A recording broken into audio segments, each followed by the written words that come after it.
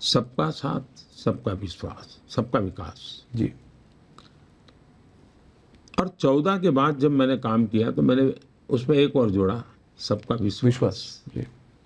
और अब जब बहुत बड़े टारगेट को लेके चल रहा हूं तो मैंने जोड़ा सबका प्रयास। जी।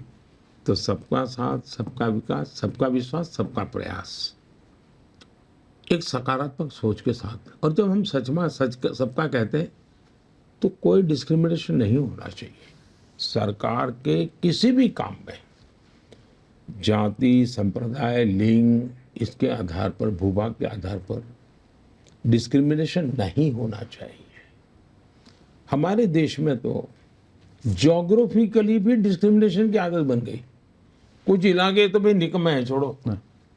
मैंने उसी को हाथ लगाया, मैंने कहा नहीं, कोई निकम्मा नहीं है, ये मेरे एस्पिरेशनल डिस्ट्रिक्ट्स हैं। और मैंने अच्छे से अच्छे अफसरों को लगाया, अच्छे रिसोर्सेज लगाए, तो आज देश के करीब 100 डिस्ट्रिक्ट राज्यों के अन्य डिस्ट्रिक्ट की बराबरी में आने लग गए। तो उनका एक कॉन्फिडेंस बन गया है। कोई मैंने ऐसे ब्लॉक देखे थे जहाँ दवाई की दुकान नहीं थी। कोई ब्लॉक ऐसा हो सकता है जहाँ दवाई की दुकान ना हो?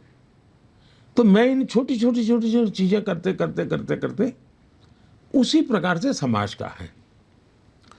आप सिर्फ वोट की राजनीति के लिए करते रहोगे कि भाई मुझे मुसलमानों का आरक्षण देना है, मुसलमानों का आरक्षण देना है। अब डॉक्टर मनमोहन सिंह जी ने जिस मीटिंग में बोला था, मैं वहां मौजूद था। आप थे। खुद ने कहा कि पहला अधिकार माइनॉरिटी का है। जब मैंने ये कहा तो ये लोग झूठ बोलने लगे, तो मैंने एक दूसरी वीडियो ला करके रख दी जिसमें प्रेस कॉन्फ्रेंस में कह रहे हैं कि हमारे। अब देखिए, उन्होंने, उनका ट्रैक रिकॉर्ड बोलता है।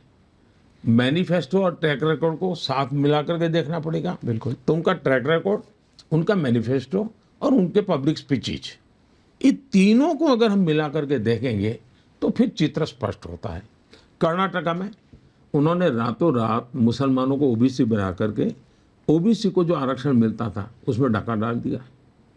उन्होंने आंध्र में भी ये कोशिश की थी, उन्होंने आरक्षण के लिए, सुप्रीम कोर्ट ने मना किया मगर बात गई थी। दूसरा, भारत के संविधान सभा ने 75 साल हो रहे हैं संविधान के, बहुत विस्तार से चर्चा की है इस विषय में। पंडित नेहरू समेत सब लोगों ने इसका घोर विरोध किया है कि हमारे देश में धर्म के आधार पर आरक्षण नहीं हो सकता है। और कांग्रेस ने कई वर्षों तक शासन चलाया, धर्म के आधार पर आरक्षण नहीं किया।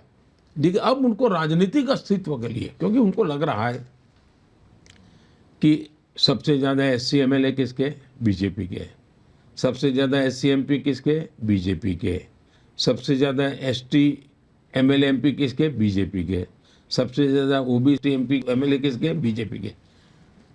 फिर मेरी गरीब कल्याण की योजना है, जो इन्होंने आज तक गरीबों को अंधेरे में रखा था, वो गरीब कल्याण की योजना गरीबों को लगा कि भाई देश का भला करने वाला एक आदमी काम कर रहा है, एक पार्टी काम कर रही है, तो उनकी जमीन खिसकने लगी। अब उनको लगता है कि रीजनल पार्टियां माइनॉरिटी के बैंक को भी खा रही ले रही हैं। हाँ। तो वो ये उनका हमला है रीजनल पार्टीज पे।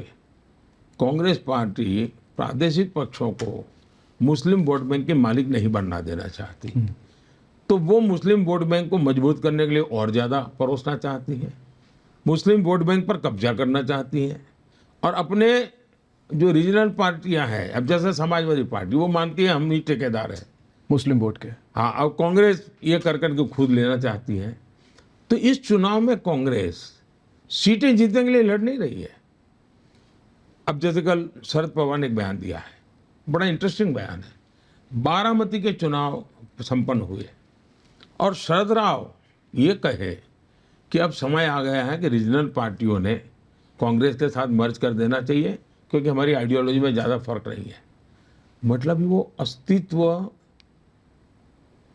इतना खो चुके हैं कि अब उनको कांग्रेस के सहारे जिए बिना कोई चारा नहीं है।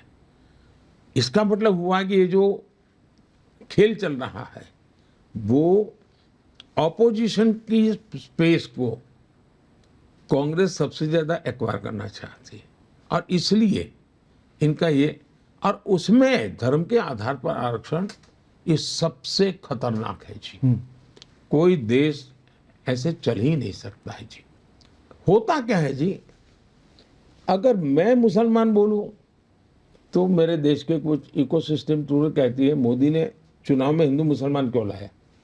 हिंदू मुसलमान मोदी नहीं लाया है, आपके एक्शन में हिंदू मुसलमान है, तो मुझे देश के सामने आपको बेनकाब करना बहुत जरूरी है। It is my duty to educate the people, True. It is my duty to convey the people. उसको अगर कोई मुझ पर आरोप लगा कि मेरी भाषण कॉम्युनल है, मैंने न मुसलमान के खिलाफ कुछ बोला है, न मैंने इस्लाम के खिलाफ बोला है। मैं सेकुलरिज्म के नाम पर देश के ताने बाने को तोड़ने का जो प्रयास हो रहा है, चाहे चमड़ी के रंग पर हो, उपासना पद्धति पर हो, भाषा पर हो, ये मैं समझता हूँ कि नहीं चल सकता।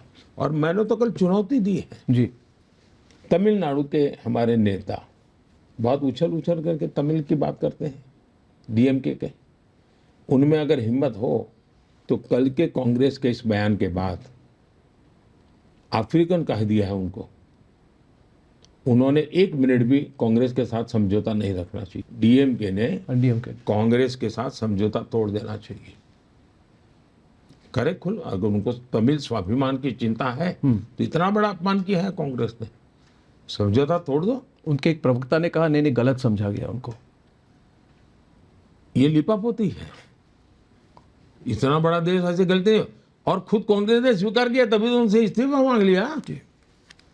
कांग्रेस ने खुद ने गलती नहीं मानी, कांग्रेस ने माना हाँ ये, मगर सैक नहीं किया। हाँ सैक नहीं किया। ऐसा है कि ये उनकी कॉमन कोर कमेटी ने निर्णय की हुई चीज उन्होंने की है, लेकिन अब वो घड़ा उनके सर पे फोड़ने जा रहे हैं।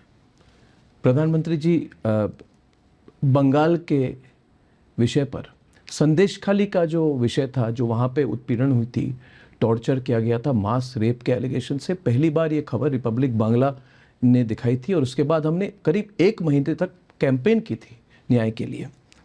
मेरा सवाल आपसे है कि आपको लगता है कि संदेशखाली एक तरह से केंद्र बिंदु नहीं, एक प्रतीक बन गया है बंगाल की स्थिति को लेकर? और इससे जुड़ा सवाल ये है कि आप विकसित भारत की बात करते हैं, इसके कॉन्टेक्स्ट में क्या आपको लगता है विकसित बंगाल को आप कैसे देखते हैं? एक तो मेरा स्पष्ट मत है कि तमिलनाडु और बंगाल, हजारों साल का हम इतिहास देखें तो कुछ ऐसी जगह है जिसने देश की बहुत बड़ी सेवा की है, देश का नेतृत्व किया है, संकट की घड़ियों में से देश को बाहर निकाला है। उसमें बंगाल और तमिलनाडु का बहुत बड़ा योगदान है। दुर्भाग्य से आज ये दोनों राजनीतिक नेतृत्व की विकृत मानसिकता के शिकार हो चुके हैं। अब बंगाल में जिस प्रकार से जिन मुद्दों को लेकर के बंगाल की मुख्यमंत्री संसद में आवाज उठाती थी जब वहां लेफ्ट की सरकार थी जी, आज उन्हीं मुद्दों को हम बोल रहे हैं। और